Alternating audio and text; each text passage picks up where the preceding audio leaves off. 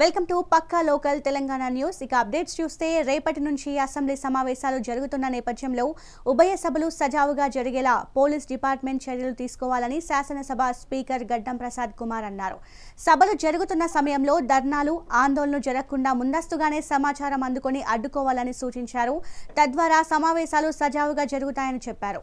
Assembly సమావేశాల నేపథ్యంలో సభ నిర్వహణ, భద్రతా ఏర్పాట్లపై తన ఛాంబర్లో పోలీసులు, ఇంటెలిజెన్స్ అధికారులతో స్పీకర్ ప్రసాద్ కుమార్ సమీక్షా సమావేశాన్ని నిర్వహించారు. నిజామాబాద్ జిల్లా కామారెడ్డిలో భారీ వర్షాలు కురవడంతో నిజాం సాగర్ ప్రాజెక్టుకు జలకళ సంతరించుకుంది. దీంతో అధికారులు 23 గేట్లను తెరిచి దిగువ ప్రాంతానికి నీటిని విడుదల చేశారు. అయితే నిజామాబాద్ జిల్లా సాలూరు మండలం హున్సా, మందన్న, కాజాపూర్ ఈ గ్రామాలన్నీ కూడా జల దిగ్బంధంలో ఉన్నాయి. అయితే ఈ గ్రామాలలో ఉన్న ప్రజలను అధికారులు పునరావాస కేంద్రాలకు తరలిస్తున్నారు. అక్కడ వారికి అన్ని ఏర్పాట్లు కూడా చేస్తున్నారు. దీని కారణంగా చేతికి అందిన పంటలు నీటిలో మునిగిపోయాయని స్థానికులు ఆందోళన వ్యక్తం చేస్తున్నారు. మహబూబ్ నగర్ జిల్లా నారాయణపేట కొడంగల్ ఎత్తిపోతల పథకంలో భాగంగా రామతదిగ్గ మండలం కానుకుర్తిలో సంపు నిర్మాణానికి అధికారులు సర్వేకు వెళ్లారు. దీంతో అక్కడి వారు సర్వే నిర్వహించవద్దని అధికారులకు మొరపెట్టుకున్నారు. బలవంతపు భూసేకరణ వెంటనే ఆపాలని కోరారు. రైతులకు న్యాయపరమైన పరిహారంతో పాటు కుటుంబంలో ఒకరికి ఉద్యోగ అవకాశం వెంటనే ప్రకటించాలని డిమాండ్ చేశారు.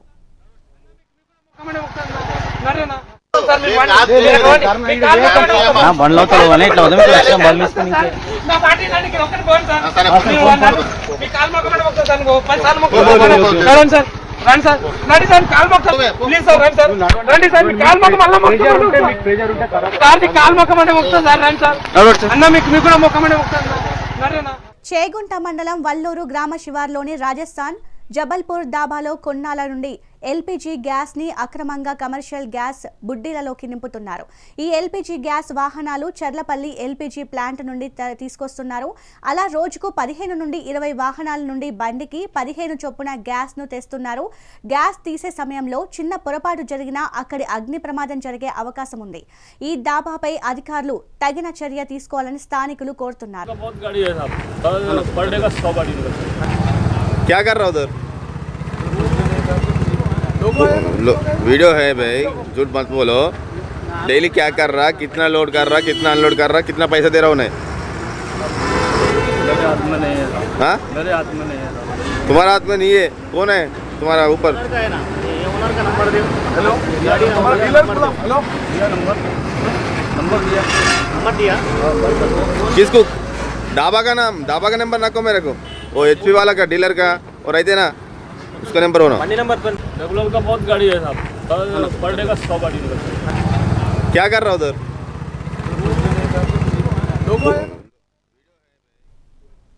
సంగారెడ్డి జిల్లా పటాన్చెరు పట్టణంలో నిర్మిస్తున్న సూపర్ స్పెషాలిటీ ఆసుపత్రి నిర్మాణ పనులు తుది దశకు చేరుకున్నాయి. త్వరలో సీఎం రేవంత్ చేతుల మీదుగా ప్రారంభించేందుకు సన్నాహాలు చేస్తున్నట్టు ఎమ్మెల్యే గూడెం మహిపాల్ రెడ్డి తెలిపారు. అక్కడి ఆసుపత్రి అధికారులతో కలిసి నిర్మాణ పనులను స్వయంగా పరిశీలించారు. అధికారులతో సమీక్షా సమావేశం నిర్వహించారు. కార్మికులకు ఆధునిక వసతులతో అత్యాధునిక వైద్య చికిత్సలతో ఈ సూపర్ స్పెషాలిటీ ఆసుపత్రి నిర్మించడం జరిగిందని తెలిపారు. పటాన్చెరు నియోజకవర్గానికి సంబంధించిన ప్రజల కోసం, ఈ ప్రాంత కార్మికుల కోసం, ఈ ప్రాంతంలో ఉన్న బీదవారి కోసం, బడుగు బలహీన వర్గాల కోసం సూపర్ స్పెషాలిటీ హాస్పిటల్ అనేది ఈ ప్రాంత వాసులకు వరం లాంటిది. ఈ హాస్పిటల్ సిఎస్ఆర్ ఫండ్ నుంచి నిర్మాణం జరుగుతూ ఉన్నది. తుది దశలో, లాస్ట్ దశలో కొనసాగుతూ ఉన్నది. ఇది పూర్తి స్థాయిలో కంప్లీట్ చేసి ఎక్విప్మెంట్స్, స్టాఫ్, డాక్టర్లు అన్ని వసతులు సమకూర్చిన తర్వాత అతి షార్ట్ పీరియడ్లోనే దీన్ని ఇనాగ్రేషన్ పెట్టి ఈ ప్రాంత ప్రజలకు అందియబోతూ ఉన్నాం. ఇది ఈ ప్రాంత ప్రజలు ఈ సామాన్యమైన పని కాదు. పటాన్చెరు నియోజకవర్గం అంటే మినీ ఇండియా. భారతదేశ ప్రజలందరూ ఉన్నారు. అంత కాంట్రాక్ట్ లేబర్ కానీ, క్యాజువల్ లేబర్ కానీ, పర్మనెంట్ లేబర్ కానీ, ఈ ప్రాంతంలో ఉన్న వారందరికీ ఈ హాస్పిటల్ అనేది బ్రహ్మాండమైనటువంటి ఒక ఆరోగ్యాన్ని కాపాడే ఒక గుండెకాయ లాంటి హాస్పిటల్ ఇది. ఇది గత ప్రభుత్వంలో ఉన్న ముఖ్యమంత్రి చంద్రశేఖరరావు గారు దీనికి ఫౌండేషన్ వేసి నిర్మాణం చేపట్టడం జరిగింది. ఇది 100% గ్రీన్ ట్రిబ్యునల్ సుప్రీంకోర్టు డైరెక్షన్స్ ప్రకారంగా దీన్ని డబ్బులు జమ చేసి దీన్ని నిర్మాణం చేయడం జరిగింది. విద్యాశాఖ మంత్రితో దాన్ని మనం డిస్కస్ చేసిన తర్వాత దీన్ని పూర్తి స్థాయిలో అతి షార్ట్ పీరియడ్లోనే ముఖ్యమంత్రి గారి చేతుల మీద ఇనాగ్రేషన్ చేసి ఈ ప్రాంత ప్రజలకు అందివ్వడంలో సిద్ధంగా ఉన్నామని తెలియజేస్తూ పటాన్చెరు నియోజకవర్గానికి వరంగల్ జిల్లా నర్సంపేటలోని అశోక్ నగర్ దామర చెరువు సమీపంలో నూతనంగా నిర్మించిన మెడికల్ కాలేజీ జనరల్ ఆసుపత్రిలో వైద్య సదుపాయాలు అందుబాటులోకి రానున్నాయి. ఈ సందర్భంగా ఆసుపత్రి వనరులు, వైద్య సిబ్బంది, అత్యవసర వైద్య పరికరాలు, ల్యాబ్, సిటీ స్కాన్ 24 గంటలు అందుబాటులో ఉంటాయని డాక్టర్ కిషన్ తెలిపారు. దీంతో నర్సంపేట పరిసర ప్రాంతాల ప్రజలకు మరింత మెరుగైన వైద్య సదుపాయాలు అందుబాటులోకి రానున్నాయన్నారు. కొత్త బిల్డింగ్ చాలా బాగుంటుంది. దానికి ఇది only hospital purpose. All the medical కాలేజీకి కావాల్సిన డిపార్ట్మెంట్స్ ఏ విధంగా ఉంటాయో దాని లెవెల్లోనే ఇది కట్టడం జరిగింది. సో ఇప్పుడు మనం ఇక్కడ షిఫ్ట్ చేసిన తర్వాత ఎక్సెప్ట్ పిడియాట్రిక్స్ అండ్ గైనకాలజీ, చిన్నపిల్లలు అండ్ గైనకాలజీ ఆ పాత బిల్డింగ్ లో ఉంటాయి. మిగతా అన్ని డిపార్ట్మెంట్స్ అన్ని ఇక్కడ కంప్లీట్ గా ఐపీ సేవలన్నీ ఈ డిపార్ట్మెంట్ నుండి చేయడం జరుగుతుంది. సో దీంట్లో జనరల్ మెడిసిన్ ఉంటుంది, జనరల్ సర్జరీ ఉంటుంది, ఆర్థోపెడిక్స్ ఉంటుంది, ఈఎన్టీ ఉంటుంది, ఆప్థల్మాలజీ ఉంటుంది, దాని తర్వాత డెర్మటాలజీ అండ్ సైకియాట్రీ. ఈ అన్ని డిపార్ట్మెంట్స్ కావాల్సిన వార్డ్స్ అన్ని ఆల్రెడీ మన దగ్గర ఇక్కడ 140 బెడ్స్ ఉన్నాయి. 140 బెడ్స్ కావాల్సిన అన్ని మనం రెడీ చేసి పెట్టేశాం. మనకి కొద్దిగా ఇంతకుముందు స్టాఫ్ నర్సుల ప్రాబ్లం కొరత ఉంది. చాలా మెయిన్ ప్రాబ్లం ఏంటంటే ఎందుకు ఇన్ని రోజులు షిఫ్ట్ చేయలేదంటే స్టాఫ్ నర్సులు లేకపోవడం వల్ల షిఫ్ట్ చేయడం జరగలేదు, షిఫ్ట్ చేయలేదు. డిఎంఈ గారిని రిక్వెస్ట్ చేయడం వల్ల డిఎంఈ గారు కొత్తగూడెం నుంచి ఒక 10 మంది స్టాఫ్ నర్సులు పంపించడం జరిగింది. వర్ధనపేట నుంచి ఒక 10 మంది రావడం జరిగింది. సో మనకి 20 మెంబర్స్ బయట నుంచి వచ్చారు. ఇంకొక 15 మంది మహబూబాద్ నుంచి కూడా స్టాఫ్ నర్సులు వస్తారు మనకి. సో ఇప్పుడు స్టాఫ్ నర్సుల కొరత కూడా తగ్గింది కనుక మనం పేషెంట్ ని చాలా మంచి ట్రీట్మెంట్ ఇవ్వచ్చు. చాలా స్టాఫ్ నర్స్ చాలా మంది ఉన్నారు అండ్ క్లినికల్ డాక్టర్స్, అన్ని డిపార్ట్మెంట్ సంబంధించిన డాక్టర్స్ అందరూ ఉన్నారు మనకి. సో పేషెంట్ కి మంచి ట్రీట్మెంట్ జరుగుతుందని చెప్పేసి ఇక్కడ షిఫ్ట్ చేయడం జరుగుతుంది. ములుగు జిల్లా ఏటూరు నాగారం మండలం రామన్నగూడెం వద్ద ప్రస్తుతం గోదావరి 2వ ప్రమాద హెచ్చరికకు చేరువలో ఉంది. వాజేడు మండల పరిధిలోని పేరూరు వద్ద గోదావరి 16.55 మీటర్లతో మొదటి ప్రమాదిక హెచ్చరిక దాటి ప్రవహిస్తోంది. తెలంగాణ ఛత్తీస్గఢ్ బార్డర్లోని టేకులగూడెం వద్ద 163వ జాతీయ రహదారిని రేగుమాకు వాగు ముంచెత్తడంతో అంతర్రాష్ట్ర రాకపోకలకు అంతరాయం ఏర్పడింది. వాజేడు మండల పరిధిలోని పేరూరు చంద్రుపట్ల గ్రామాల మధ్య వరద నీరు ముంచెత్తడంతో రాకపోకలు నిలిచిపోయాయి. వాజేడు గుమ్మడిదొడ్డి గ్రామాల మధ్య కొంగలవాగు ఉధృతంగా ప్రవహిస్తోంది. దీంతో మండల కేంద్రానికి పలు సమస్యలపై వచ్చే ప్రజలు జగన్నాథపురం మీదుగా తిరిగి వస్తున్న ఇబ్బందులను ఎదుర్కొన్నారు. నల్గొండ జిల్లాలో బాలిక వసతి గృహంపై అవినీతి ఆరోపణలతో ఏసీబీ అధికారులు ఆకస్మిక తనిఖీలు చేశారు. హాస్టల్లో 9 మంది బాలికలు మాత్రమే ఉండగా రిజిస్టర్లో 40 మంది విద్యార్థుల పేర్లు నమోదు చేసి ప్రభుత్వ ప్రయోజనాలను వసూలు చేస్తున్నారు. వంటశాలను పరిశీలించిన అధికారులు సరైన వంట సామాను లేకుండా ఇతర పాత్రల్లో వంటలు చేస్తున్నట్టు గుర్తించారు. దీంతో విద్యార్థులకు ఫుడ్ పాయిజన్ అయ్యే ప్రమాదం ఉందని హెచ్చరించారు. హాస్టల్ వార్డెన్ అక్కడ లేని కారణంగా వివరణ కోరారు. తాను మొత్కూరులో విధి నిర్వహణలో ఉన్నానని తెలిపారు. మెనూ ప్రకారం స్టీల్ వాటిల్లో వంట చేయాలని ఉన్న ఆదేశాలను ఉల్లంఘిస్తున్నట్టు ఏసీబీ గుర్తించింది. ఈ తనిఖీల వివరాలపై పూర్తి నివేదికను రాష్ట్ర ఐజీకి పంపిస్తున్నట్టు ఏసీబీ అధికారులు వెల్లడించారు.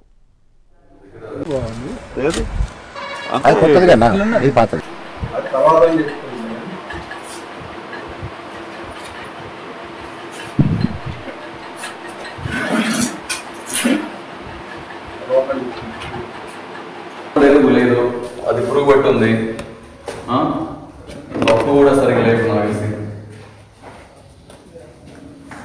కొన్ని రోజుల క్రితం రామన్నపేట ఎస్సీ డిడి గర్ల్స్ హాస్టల్లో అంటే రన్నింగ్ లో అవకతవకలు ఇర్రెగ్యులారిటీ జరుగుతున్నాయని ఇన్ఫర్మేషన్ పైన ఈరోజు ACB Nalgonda range DSP and staff వారితో పాటు మాతో పాటు food inspector, sanitary inspector, legal metrology inspector and auditor వాళ్ళతో పాటు గర్ల్స్ హాస్టల్ కాబట్టి ఉమెన్ స్టాఫ్ గా వచ్చి ఈరోజు morning 6 o'clock surprise check conduct చేయడం జరిగింది.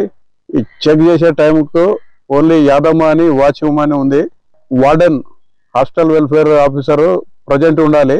ఆ టైంలో లేరు, ఆవిడ లేరు అని అప్పుడే ఫోన్లో మాట్లాడితే హాస్టల్ వెల్ఫేర్ ఆఫీసర్ రాజోలుబాయి ఆమె మోత్కూరు పోస్టింగ్ ఇక్కడ అడిషనల్ ఛార్జ్ ఉంది కాబట్టి మోత్కూరులో ఉన్నాను అని చెప్పింది. మేము దాన్ని కన్ఫర్మ్ చేసుకుంటే అక్కడే ఉన్నారు. తర్వాత ఈ చెకింగ్ లో ఆ కిచెన్ లో స్టోర్ లో పిల్లలకు పెట్టాల్సిన ఐటమ్స్ అంటే కండిషన్ సరిగా లేవు, అది హైజీనిక్ లో లేవు. తర్వాత ఈ కుకింగ్ ఈ రోజు మెనూ ప్రకారము ఆ మైసూర్ బోండా చేస్తున్నారు. ఆ మైసూర్ బోండా ఆ స్టీల్ బేసిన్ లో చేస్తున్నారు, ఇన్స్టెడ్ కడాయిలో. బీఆర్ఎస్ నేత మాజీ మంత్రి శ్రీనివాస్ గౌడ్ మాట్లాడుతున్నారు. లైవ్ చూద్దాం.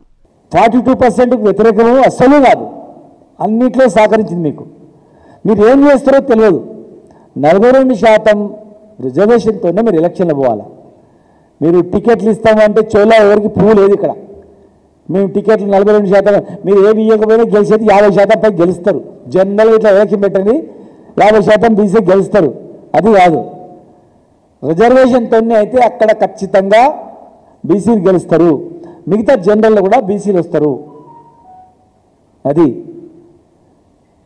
అంతేగాని ఏదో మీరు లేకపోతే ఇవ్వకపోతే గెలవలేదని కాదు, భిక్ష కాదు. ఇది రాజ్యాంగం కల్పించిన హక్కు. అది అసలు మేము 60% ఉన్నాం, తక్కువ చేసి చూపించారు. సరే ఈ పంచాయతీ ఎందుకు తర్వాత ఇండియా వ్యాప్తంగా జనగణన జరుగుతుంది, కులగణన ఇంక్లూడ్ చేసిండ్రు, అప్పుడు తెలుస్తుంది నిజంగా. ఇప్పుడు ఎలక్షన్స్ ఉన్నాయి కనుక చేయమన్నాం. మీరు హైకోర్టు తీర్పిచ్చి 2 నెలలు అయినా కూడా మీరు ఆ ప్రాసెస్ చేయకుండా ఇప్పుడు హడావుడి చేసి ఏదో మేము అడ్డంకి ఉన్నాం, వీళ్ళు కోర్టుకు వెళ్తారని భ్రమలు కల్పించి అపోజ్ సృష్టించి, గతంలో కేసీఆర్ గారు చట్టాన్ని తెచ్చి 62 దాదాపు 61.19% పెంచినప్పుడు పోయింది కోర్టు, కేసు వేసింది హైకోర్టులో 100కు 100% కాంగ్రెస్ సర్పంచులే, కాంగ్రెస్ నాయకులకు తెలుసు. ఆ మాట కాదని మీరు చెప్పండి. మేము ఎప్పుడు బీసీలకు వ్యతిరేకం కాదు. ఇలా మోసాల మీద మోసం చేస్తూ బీసీలను అవమానపరుస్తూ కుల వృత్తులను ధ్వంసం చేస్తూ ఏదో రాజకీయ ప్రయోజనాలు గురించి వీళ్ళని ఆడుకోవాలని చేస్తే కాదు. మీరు ఏం చేస్తారో తెలియదు. ఫైనల్ చెప్తున్నాం, 42% ఇచ్చి మీరు చట్టబద్ధంగా ఇచ్చి ఎలక్షన్ ఉంది. మీరు 9th షెడ్యూల్లో చేరుస్తారా, మేము చెప్పింది కాదంటున్నారు. మాకు ఎట్లా ఇవ్వాలో తెలుసు అంటున్నారు. పక్క ఇచ్చి ఎలక్షన్ పోతామంటున్నారు. మరి పక్క ఇచ్చి చట్టపరంగా ఎలక్షన్ పోవాలి తప్ప ఇవన్నీ సాకులు చెప్పి దాటేస్తామంటే మాత్రం ఎట్టి పరిస్థితిలో ఊరుకునే పరిస్థితే లేదు. మీరు ఏం చేస్తారో ఫైనల్గా చట్టబద్ధతతోనే ఎలక్షన్లు పోవాలి. మీరు 42% కాదు, మీరు 77% బీఫామ్లు ఇస్తామన్నా 90% బీఫామ్లు ఇస్తామన్నా కుదరదు. అది ఇండిపెండెంట్ చేస్తారు, ఎవరో ఇండిపెండెంట్ చేస్తారు, మీరే వేపిస్తారు. మళ్ళా కరీంనగర్ జిల్లాలో మోస్తరు నుంచి భారీ వర్షం కురిసింది. అత్యధికంగా తిమ్మాపూర్ మండలంలో 16 సెంటీమీటర్ల వర్షపాతం నమోదైంది. భారీ వర్షానికి తిమ్మాపూర్ మండలం గొల్లపల్లిలోని బొమ్మలకుంట కట్టకు గండిపడింది. దీంతో వరద ప్రవాహానికి పంట పొలాలు నీట మునిగాయి. 50 ఎకరాల వరి పంట నీట మునగడంతో రైతన్నలు ఆవేదనతో ఆందోళన వ్యక్తం చేశారు. గత ఏడాది సైతం బొమ్మలకుంట కట్ట తెగినప్పటికీ నామమాత్రంగా మరమ్మతులు చేయడం వల్లే మళ్లీ కట్ట తెగిందని గ్రామస్తులు ఆరోపించారు. నిర్లక్ష్యంగా మరమ్మత్తు పనులు చేసిన వారిపై చర్యలు తీసుకోవాలని, భవిష్యత్తులో పకడ్బందీగా కట్ట నిర్మించాలని డిమాండ్ చేశారు. మండల్ గొల్లపల్లి గ్రామం విలేజ్లో బొమ్మలకుంట కట్ట పూర్తి తెగిపోయింది. పోయిన సంవత్సరం కూడా చేసింది కానీ నామమాత్రంగా చేసింది, అది బందోబస్తు చేయాలని కోరుతున్నాం. ఈ కట్ట కింద కనీసం 60-70 ఎకరాల దాకా పొలాలు బాగా ఖరాబ్ అయినాయి. ఈ చెరువు కట్ట పోతే ఇంకో నల్ల చెరువు కట్ట అందులో ఆడ బాగాలేదు. ఈ చెరువు కట్ట బాగా మరమ్మతు గట్టి చేయాలని కోరుతున్నాము. ఈ ముంపు గురి కాకుండా చేయాలని మేము కోరుతున్నాం. 60 నుంచి 70 ఎకరాల దాకా పోయింది. నాది 10 ఎకరాలు వేసినా 10 ఎకరాలు 8 ఎకరాలు మొత్తం పోయింది. ఏమంటారు మరి? మాకు నష్టపరిహారం కాల చెరువు కట్ట కూడా మరమ్మతు చేయాలని కోరుతున్నాం. తిమ్మాపూర్ మండల్ గొల్లపల్లి గ్రామం విలేజ్లో బొమ్మల మంచిర్యాల జిల్లా దేవాపూర్లోని అదానీ ఓరియంట్ సిమెంట్ కంపెనీలో యూనియన్ ఎన్నికలు ప్రారంభమయ్యాయి. ఈ ఎన్నికల్లో 5 కార్మిక సంఘాలు పోటీ చేస్తున్నాయి. ఉదయం 7 గంటల నుంచి ప్రారంభమైన ఎన్నికలు మరి కాసేపట్లో ముగియనున్నాయి. ఈ పోలింగ్లో 257 మంది కార్మికులు ఓటు హక్కును వినియోగించుకోనున్నారు.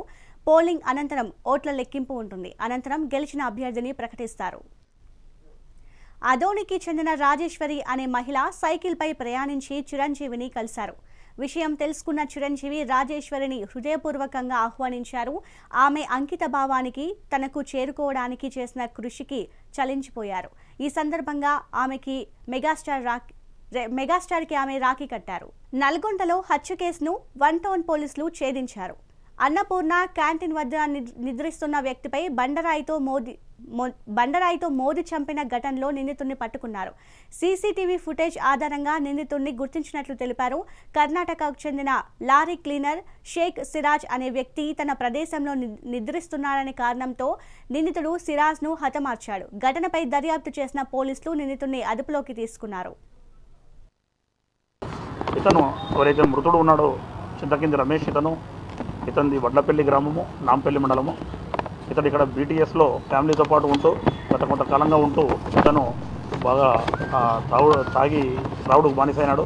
ఈ క్రమంలో భార్యతోని చిన్న మనస్పర్ధలు ఏర్పడి భార్య వాళ్ళ తల్లిగారింటికి వెళ్ళింది. అక్కడ ఉంటున్న క్రమంలో 2 నెలల నుంచి అక్కడ ఉంటుంది. ఇతను ఇక్కడే ఉంటూ ఈ మృతుడు డ్రైవర్గా మన అడ్డం మీద ట్రాక్టర్ డ్రైవర్గా పనిచేస్తున్నాడు. ఈ క్రమంలో తాగి తిరిగేవాడు. మొన్న నైటు తాగి అక్కడ పోయి అన్నపూర్ణ క్యాంటీన్లో పడుకునే క్రమంలో ఈ ఎవరైతే నేరస్తుడు ఉన్నాడో షేక్ సిరాజ్, ఇతను షేక్ సిరాజ్ వచ్చేసి కర్ణాటక రాష్ట్రము ఉజ్జమల్లా స్ట్రీట్, షిమోగా డిస్టిక్ ఇతనిది కర్ణాటకలో. ఇతను అక్కడ ఉండేవాడు, లారీ క్లీనర్గా పనిచేస్తున్నాడు. ఒక లారీ పైన క్లీనర్గా పనిచేస్తూ ఆ లారీ వయా నల్లగొండ గుండా ఇటు ఆంధ్రకు వెళ్తున్నప్పుడు డ్రైవర్తో గొడవపడి, గత నెల రోజుల క్రితం డ్రైవర్తో గొడవపడి నల్లగొండలో డ్రైవర్ దించివేయడం జరిగింది. ఇక్కడ రోజు అక్కడ పడుకున్నప్పుడు మొన్న రాత్రి ఇతను డిసీజ్డ్ ఎవరైతే ఉన్నాడో చింతకింది రమేష్, ఇతను తాగిన మైకంలో పోయి అక్కడ పడుకునే క్రమంలో ఇద్దరికి 10 o'clock నా స్థలంలో నువ్వెందుకు పడుకున్నావని ఇద్దరు ఘర్షణ పడ్డారు. కేసీఆర్ ప్రవేశపెట్టిన కళ్యాణ లక్ష్మి పథకానికి కాంగ్రెస్ ప్రభుత్వం తూట్లు పొడుస్తుందని ఎమ్మెల్సీ కవిత విమర్శించారు. పేదింటి ఆడబిడ్డ పెళ్లి తల్లిదండ్రులకు పెనుభారం కాకూడదని కేసీఆర్ ఈ పథకాన్ని తీసుకొచ్చారని చెప్పారు. నెలల తరబడి కళ్యాణ లక్ష్మి దరఖాస్తులను పరిశీలించకుండా నిర్లక్ష్యం చేస్తున్నారని అన్నారు. తహసీల్దార్ కార్యాలయంలోని 61,000కు పైగా అర్హత నిర్ధారణ స్థాయిలో 21,000కు పైగా దరఖాస్తులు పెండింగ్లో ఉన్నాయంటే పేదల సంక్షేమంపై ప్రభుత్వానికి ఉన్న చిత్తశుద్ధి ఏ పాటిదో స్పష్టమవుతుందని చెప్పారు. కళ్యాణ లక్ష్మిలో 1,00,000తో పాటు తులం బంగారం ఇస్తామని నమ్మించి మోసం చేశారని విమర్శించారు. కనీసం దరఖాస్తులు కూడా పరిశీలించకుండా క్రమేణా కళ్యాణ లక్ష్మిని కనుమరుగు చేసి కుట్రకు తెరతీశారని మండిపడ్డారు.